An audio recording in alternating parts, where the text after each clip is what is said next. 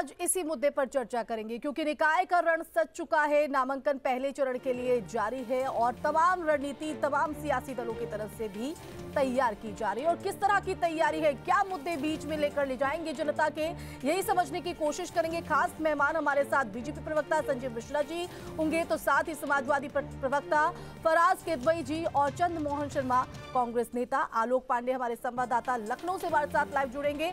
आप तमाम खास मेहमानों का सबसे पहले स्वागत इस चर्चा में शामिल होने के लिए।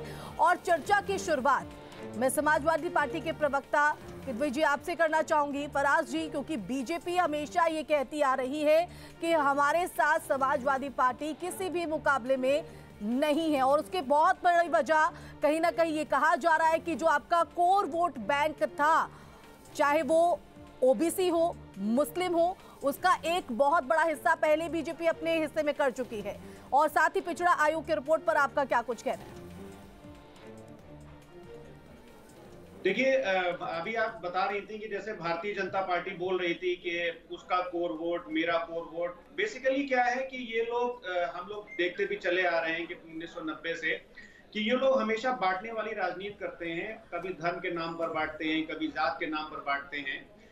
इसी सिलसिले में महाउपनिषद का एक बहुत अच्छा श्लोक है जिससे मैं अपनी बात शुरू करना चाहूंगा, जिसमें बताया गया है कि अयम निजा परो वेति गणना लघु चेतसाम उदार चरितानम तु वासुदेव कुटुंबकम। समाजवादी पार्टी का ये मानना है कि ये मेरा है, ये उसका है। ऐसी सोच खाली संकुचित चित्त वाले व्यक्तियों की होती है, जैसा कि इस श्लोक में भी बताया गया है। उत्तर प्रदेश में अभी निकाय के चुनाव हो रहे हैं। समाजवादी पार्टी पूरे दमखम से अपने बूथ लेवल को मजबूत करते हुए ये चुनाव लड़ने जा रही है। और आप देखिएगा कि 14,500 पदों पर जो ये निकाय चुनावों में इलेक्शन होने जा रहे हैं, इसमें समाजवादी पार्टी बहुत मजबूती से अपना लड़ते हुए ये चुनाव जीतेगी, पहली बात। दूसरी बात, आप देखिएगा कि जो टिकट मांगने वाले लोग हैं, चाहे वो सभासद के लेवल पे हो या नगर पालिका परिषद के चेयरमैन के हो, नगर पालिका के चेयरमैन के हो, मेयर के चेयरमैन के हो, समाजवादी पार्टी से टिकट पाने के लिए हर लेवल पे एक होड़ मची लगी हुई है। और भारतीय जनता पार्टी के तमाम नेता, तमाम सभासद पद के प्रत्याशी, चेयरमैन पद के प्रत्याशी चाहते हैं कि किसी तरह से समाजवादी पार्टी से उनको टिकट मिले ताकि निकाय चुनावों में वो जीत पाए। ठीक है, आऊंगी मैं आपके पास, लेकिन अब चंद्रमोहन शर्मा जी, मैं आपका रुख यहाँ पर कर लेती हूँ। कांग्रेस अपने आप को कहाँ खड़ा देख रही है, किस तरह की तैयारी निकाय चुनाव को लेकर? देखिए, निकाय चुनाव के जो चुनाव होने जा रहे हैं वो मुद्दों पे लड़े जाएंगे, क्योंकि क्या हुआ तेरा वादा। आज कहीं ना कहीं यूपी की जनता भाजपा के से पूछ रही है कि तेरा वादा क्या हुआ। आज निकाय चुनाव एक छोटा चुनाव होता है जिसके अंदर जो जनमत के मुद्दे हैं, उन मुद्दों को दरकिनार करके जिन मुद्दों पे चुनाव लड़ा जाता है, क्या उन मुद्दों के लिए जो वादा करा था वो पूरा हुआ? क्या कोई स्वास्थ्य सेवाएं बढ़ी? क्या कुपोषण पे कोई इलाज हुआ? क्या जो लोकल गांव का व्यक्ति था उसकी रोजगार का कोई जुगाड़ हुआ? क्या गांव देहात के अंदर जो स्मॉल स्केल छोटा बुनकर था उसके लिए कोई पिछले एक टर्म गुजर जाने के बाद दूसरे टर्म पे सरकार आने के बाद कोई जुगाड़ हुआ?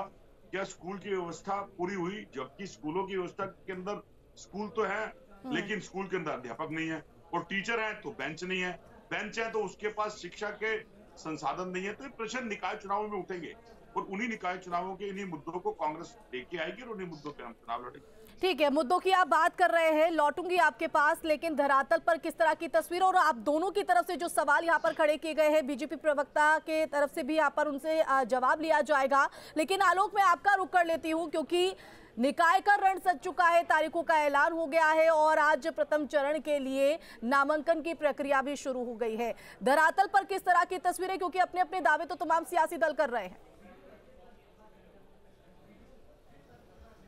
बिल्कुल, देखिए, चाहे नेताओं की बात हो या पार्टी की बात चाहे जितनी हो, अगर जमीन पे असर नहीं है तो वो फिर मतदान में, परिणाम में साफ साफ नजर आता है। इस वक्त हम ग्राउंड जीरो पे हैं, यहाँ लखनऊ के नगर निगम में। यहाँ महापौर के जो नामांकन है उनका, और चूंकि आज के दिन से शुरू हो गया है तो मैं आपको दिखा रहा हूँ कि ये देखिए बाकायदा कमरे बने हुए हैं, जो पार्षद हैं उनके नामांकन की व्यवस्था की गई है। और बाकायदा यहाँ सुरक्षा को भी लेकर के इस तरफ देखिए पुलिस खड़ी है, यहाँ पर पुलिस है, पुलिस की तैनाती है, और कोई भी किसी दूसरी तरीके का यहाँ ना आ सके, सुरक्षा को किसी तरीके से दिक्कत ना हो, जो नामांकन करना चाहते हो निष्पक्ष रूप से बिना भय के यहाँ कर सके, इन सब की व्यवस्था यहाँ हम आपको ग्राउंड जीरो से दिखा रहे हैं। लेकिन ये अलग बात है कि वहाँ पर जो नेता हैं उनके बयान, और चाहे वो सत्ता पक्ष के हो या विपक्ष के हो, निकाय चुनाव को लेके कर रहे हैं। कौन जीतेगा कौन हारेगा इसका 13 तारीख को परिणाम में पता लग जाएगा। लेकिन कैसी तैयारियां हैं, क्या रणनीति है, ये भले निकाय चुनाव किसी ने कहा था कि बहुत छोटा है, पर छोटा होने के साथ बड़ा महत्वपूर्ण हो गया है, क्योंकि 2024 से पहले का ये अंतिम चुनाव होगा। उसके बाद सीधा लोकसभा के 2024 को चुनाव होंगे। इसलिए निकाय चुनाव 2023 एक तौर पर महत्वपूर्ण होगा कि आखिर लोगों का रुझान क्या है, वो मुद्दे कौन से हैं, और जिस तरीके के मुद्दे विपक्ष लेके चल रहा है क्या वो सफल हो पाएगा, उनको लेकर के क्या वो आगे किसी तरीके की रणनीति बना पाएगा। इसमें नसीहत और चुनावी जीत और चुनौती सत्ता और विपक्ष दोनों को है। लड़ना किसे है, किस तरीके से लड़ाई होगी, ये देखने वाला बात है। और यही वजह है कि निकाय चुनाव भले छोटा है लेकिन माहौल उसी तरीके का है जैसे हम बिल्कुल बखूबी आप दिखा रहे हैं। हर एक अपडेट तस्वीर आप दर्शकों तक पहुंचा रहे हैं। हमारे साथ बीजेपी प्रवक्ता संजीव मिश्रा जी भी हैं। संजीव जी, चर्चा हुई, शुरुआत हुई। समाजवादी पार्टी के प्रवक्ता का कहना है कि धर्म की राजनीति हम नहीं करते, धर्म की राजनीति और जाति की राजनीति बीजेपी करती है। तो वही चंद्रमोहन जी का ये कहना है कि राष्ट्रीय मुद्दे नहीं, लोकल मुद्दों पर जो वादा किया, क्या हुआ तेरा वादा, ये सवाल खड़ा किया गया है।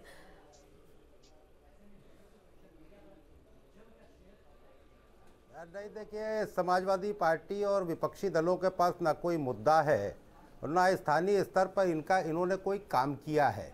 तो इसलिए सरकार पर आरोप लगाने के अलावा बाकी इनके पास कुछ बचता है नहीं, क्योंकि लगातार जनता इनको जवाब दे रही है।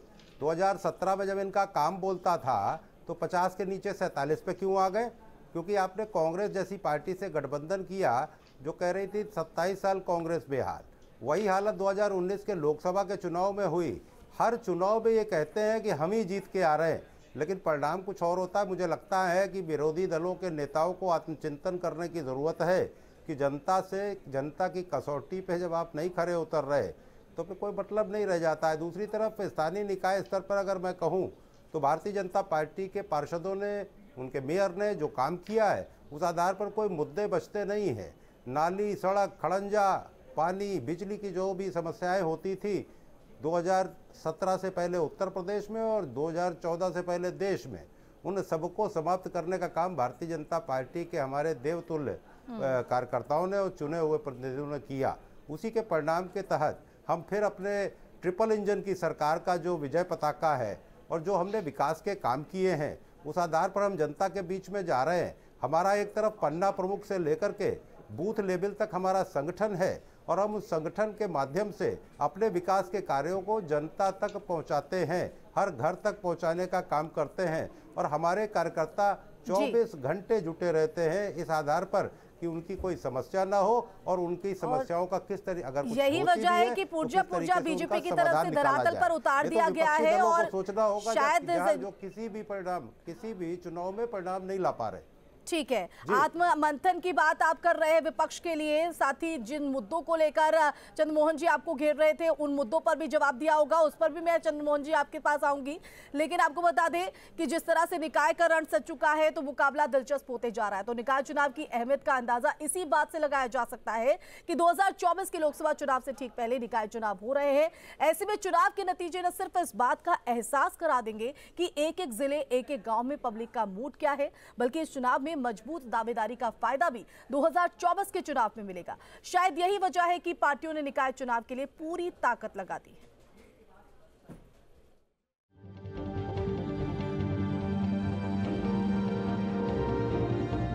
निकाय चुनाव की दस्तक के साथ ही सियासी दलों ने मैदान में अपनी पूरी ताकत झोंक दी। बाजी मारने के लिए रणनीति तैयार कर दी गई और जनता के बीच अपनी दावेदारी का दम दिखाने के लिए बीजेपी अब पूरी ताकत के साथ रण में उतर चुकी है। स्थानीय निकाय चुनाव में भारतीय जनता पार्टी बूथ से लेकर प्रदेश के सभी कार्यकर्ताओं को साथ लेकर के जनता के बीच में है। आदरणीय प्रधानमंत्री जी की गरीब कल्याण योजनाएं जन जन में है और उत्तर प्रदेश सरकार का लॉ एंड ऑर्डर जनता बहुत ही सराहना कर रही है। बीजेपी की बैठकों का सिलसिला लगातार जारी है।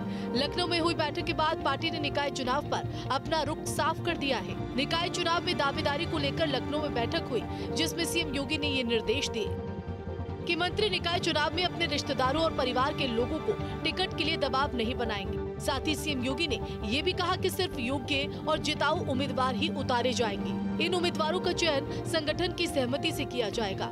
मंत्री ये भी ध्यान रखेंगे कि उनके निकाय में कहीं कोई उम्मीदवार बागी न हो जाए। उम्मीदवारों की जिताने की जिम्मेदारी बीजेपी ने मंत्रियों के कंधे पर डाल दी है। यानी साफ है कि बीजेपी ने पार्टी के एक एक पुर्जे को निकाय चुनाव में काम पर लगा दिया है। अगर हम भारतीय जनता पार्टी की बात करें तो बीजेपी ने एक बात और भी साफ किया है कि इस निकाय चुनाव में किसी भी विधायक, सांसद या किसी मंत्री के रिश्तेदार को पार्टी टिकट नहीं देने वाली है। कल मुख्यमंत्री की बैठक में साफ तौर पर यह निर्देशित किया गया है। चुनाव के मद्देनजर बीजेपी अपने उम्मीदवार के नाम पर फाइनल मोहर लगाने की तैयारी में जुटी है, लेकिन पार्टी ने अभी तक अपने पत्ते नहीं खोले हैं। चुनाव में बीजेपी की तरफ से दाव कौन चलेगा, इस बात से अभी तक पर्दा नहीं उठा है। अंदर खाने खबरें हैं कि बीजेपी जल्द अपने उम्मीदवारों के नामों का ऐलान कर सकती है। सूत्रों की माने तो 12 अप्रैल को पहले चरण के उम्मीदवारों की फेहरिस्त सामने आ जाएगी। वहीं 15 अप्रैल तक दूसरे चरण के उम्मीदवारों की लिस्ट भी सामने आ सकती है। सर, कब तक टिकट पहले चरण का आप लोग जारी करने वाले हैं? सारी तैयारी है, होमवर्क हमारा पहले से पूरा है, लेकिन हम विश्वास रखते हैं कि बहुत जल्दी हम लोग टिकटों को लेकर के पैनल आ जाएंगे और घोषणा की प्रक्रिया जल्दी पूरी की जाएगी। साफ है कि चुनाव की अहमियत को समझते हुए बीजेपी ने पूरी ताकत लगा दी है। दाव पर सियासत के लिहाज से सबसे बड़े सूबे में शहर की सत्ता है, लेकिन जनता के दिल में कौन जगह बना पाता है, ये जानने के लिए इंतजार कीजिए 13 मई का। लखनऊ से अविनाश सिंह के साथ टीम न्यूज़ स्टेट। तो देखिए, अपनी अपनी जीत का दावा किया जा रहा है, अपनी अपनी रणनीति यहाँ पर तय की जा रही है और साथ ही ओबीसी आयोग की रिपोर्ट सामने आने के बाद विवादों का पिटारा कहीं ना कहीं एक बार खुल सकता है। तो इन तमाम मुद्दों को लेकर हम चर्चा आज कर रहे हैं और चर्चा में हमारे खास मेहमान लगातार हमारे साथ जुड़े हुए हैं। फराज जी, मैं आपका रुख करना चाहूंगी। आपने संजीव जी को सुना होगा, आत्मचिंतन की बात, आत्म मंथन की बात जो है वो संजीव मिश्रा कर रहे हैं विपक्ष के लिए और खासकर आप लोगों के लिए कि जब कांग्रेस को साथ में लाए थे तो और जो है समाजवादी पार्टी नीचे चली गई थी। तो इस पर आपका क्या कहना है? और साथ ही जो आप लोगों की तरफ से मांग की जा रही थी कि जो पिछड़ा आयोग है, ओबीसी आयोग की रिपोर्ट है, उसे सार्वजनिक की जाए, तो उस पर भी आप क्या रिएक्शन लेना चाहेंगे? देखिए, अभी हमारे भारतीय जनता पार्टी के जो प्रवक्ता हैं उन्होंने हमारे गठबंधन पे बात की कि हमने 2017 में कांग्रेस से गठबंधन किया था। मैं ये पूछना चाहता हूं कि जम्मू कश्मीर में पीडीपी से इन्होंने गठबंधन क्यों किया गया था? जो अलगाववादी ताकतें थी जम्मू कश्मीर में, उनके साथ आपने गठबंधन कर लिया। फारूक अब्दुल्ला साहब को आपने मंत्री बना दिया और आप हमको ज्ञान देते हैं कि हमने कांग्रेस से क्यों गठबंधन कर लिया, हमने बीएसपी से क्यों गठबंधन कर लिया। देखिए, भारतीय जनता पार्टी का चाल चरित्र और चेहरा सबके सामने हमेशा रहता है। ये तो जाकर के जम्मू कश्मीर में अलगाववादी ताकतों से जाकर के समझौता कर लेते हैं और समाजवादी पार्टी को ज्ञान देते हैं, पहली बात। दूसरी बात, अगर ये काम की बात करते हैं तो देखिए, काम का क्या है कि एक काम वो होता है जो आंकड़ों से दिखता है कि भाई हमारी जीएसडीपी पहले कितनी थी, अब कितनी है, इन्फ्लेशन रेट कैसा चल रहा है, पेट्रोल अगर पहले मान लीजिए 50-60 रुपए में या 70 रुपए में बिकता था, अब 100 रुपए में बिक रहा है। और एक चीज होती है कि जो आप डेवलपमेंट महसूस करते हैं, अगर आप लखनऊ में रहती हैं, हमारे भारतीय जनता पार्टी के जो सम्मानित प्रवक्ता है अगर वो लखनऊ में रहते हैं, तो जहां तक कि काम की बात है, अगर 360 डिग्री अप्रोच लेकर के अगर किसी उत्तर प्रदेश के मुख्यमंत्री ने काम किया है या किसी सरकार ने काम किया है तो वो समाजवादी पार्टी ने किया है। अगर राम मनोहर लोहिया अस्पताल किसी ने बनाया है तो समाजवादी पार्टी की सरकार ने बनाया है। अगर मेट्रो रेल किसी ने बनाई है तो समाजवादी पार्टी के मुखिया आदरणीय अखिलेश यादव जी ने बनाई है। अगर आगरा एक्सप्रेस वे बनाया है तो आदरणीय अखिलेश यादव जी ने बनाया है। अगर जनेश्वर मिश्र पार्क बनाया है तो आदरणीय अखिलेश यादव जी ने बनाया है। अगर शिक्षा के क्षेत्र में लैपटॉप क्रांति अगर उत्तर प्रदेश में कोई लाया है तो वो लैपटॉप बांट करके आदरणीय अखिलेश यादव जी ने लैपटॉप क्रांति उत्तर प्रदेश में लाए हैं। नहीं, ये गलत बात है। 2017 में आपको आपके काम का परिणाम मिला था। 2017 में आपको आपके काम का परिणाम मिल गया था, जो आपका काम बोलता था। इसीलिए मैंने कहा कि कांग्रेस से गठबंधन किया। कांग्रेस से गठबंधन करने का मतलब यह था कि वो 27 साल कांग्रेस बेहाल कह रहे थे और आप जो है, आप 27 में आपका काम जो आपने किया था उसका परिणाम जनता ने दिया, तो इसमें परेशान होने की क्या जरूरत है? लगातार जनता उत्तर प्रदेश की आपको जवाब दे रही है। आपने 17 में जो 12 से 17 में जो काम किया उसका परिणाम जनता ने आपको दिया। 2017 का परिणाम आपको मिला। लेकिन जिस तरीके से 2012 में आपने मुसलमानों को आरक्षण देने की बात की थी, हाई स्कूल के बच्चों को टैबलेट देने की बात की थी, हाई स्कूल के बच्चों को टैबलेट आपने नहीं दिया क्योंकि वो वोटर नहीं थे, और मुसलमानों के साथ धोखा किया कि 5 साल की सरकार में उनको आप आरक्षण देने की बात कर रहे थे, आपने कुछ नहीं किया। हमेशा जब चुनाव आते हैं तो पिछड़ी जातियों की बात करने वाले समाजवादी लोग ये भूल जाते हैं ये गुंडों और अपराधियों की पार्टी है, और अब बुलडोजर चल रहा है योगी जी का। कोई बचेगा नहीं गुंडा और अपराधी और माफिया, न कोई माफिया हो पाएगी उत्तर प्रदेश में। तो इसका परिणाम लगातार मिल रहा है। मुझे कोई दिक्कत नहीं थी, हमारी पार्टी को भी कोई दिक्कत नहीं थी। फराज जी, जो पॉइंट संजीव जी गिना रहे हैं, क्या उन्हीं का खामियाजा भुगतना पड़ रहा है? ये बात कही, जनता नकार रही है, बार बार इस बात का जिक्र कर रहे हैं संजीव जी। गठबंधन करना हमें महंगा पड़ा। देखिए क्या है कि इलेक्शंस और उसके रिजल्ट एक अपने आप में कंप्लीट डेमोक्रेसी नहीं, डेमोक्रेसी और लोकतंत्र का एक हिस्सा होता है। इलेक्शन में कभी जीत होती है, कभी हार होती है।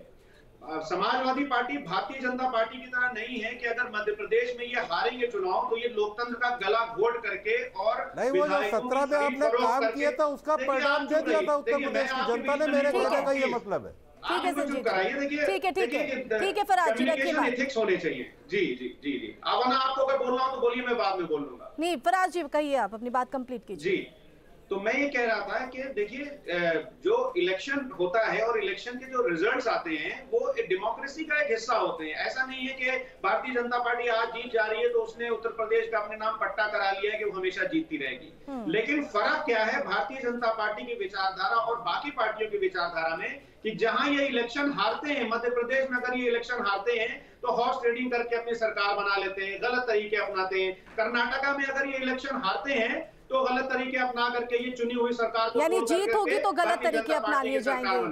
फराज जी, आप बताइए मध्य प्रदेश में क्या इनकी जीत हुई थी? कर्नाटका में क्या इनकी जीत हुई थी? ठीक है, तो आप यहाँ चुनाव हारेंगे तो भी दिक्कत है, नहीं हारेंगे तो भी दिक्कत। दूसरी बात मैं बता, लेकिन मैं और बोलना चाहता हूँ। एक मेरी छोटी सी बात और सुन लीजिए कि अभी ये बात कर रहे थे काम की और सब सारी चीजों की। देखिए उत्तर प्रदेश में एक बहुत बड़ा तबका, मैं अभी आपसे बोला था कि मैंने